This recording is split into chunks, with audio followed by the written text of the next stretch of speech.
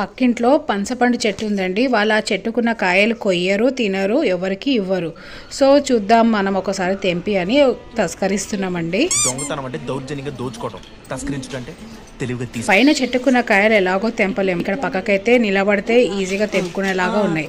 So మా Shivanjali try చేసింది తెంపడానికి. అయితే మాకు తెలిసిన వాళ్ళు ఏం చెప్పారంటే దగ్గరగా బడ్స్ ఉంటే ఆ కాయలు తెంపొద్దు, కచ్చిగా ఉన్నట్టు, కొంచెం దూరంగా ఉంటే పండు మక్కుతున్నట్టు, అలాంటి కాయలే కోసి తీయండి అని మాకు చెప్పారు. ఈ కాయల నుంచి పాలలా కారేది చాలా స్టిక్కీగా ఉంటదండి, చాలా బంకగా ఉంటది. అది వదిలించుకోవడం చాలా కష్టము.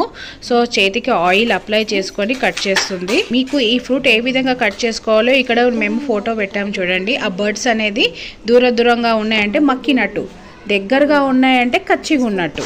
ఏదేమైనా ఆ చెట్టు ఓనర్స్ కి తెలియకుండా కోయడం అంటే చాలా భయపడ్డాము. కానీ కొనుక్కొని తినేదానికంటే ఇలా తస్కరించడం కొంచెం మజాగా అనిపించింది. మీలో ఎంతమంది మాలాగా ఏదైనా ఫ్రూట్స్ తస్కరించారో కామెంట్ బాక్స్ లో కామెంట్ చేయండి. నెక్స్ట్ ఈ ఫ్రూట్ ఎలా కట్ చేసుకున్నామో, జ్యూస్ ఎలా చేసుకున్నామో ఫుల్ వీడియో కోసం కింద లింక్ ని క్లిక్ చేయండి.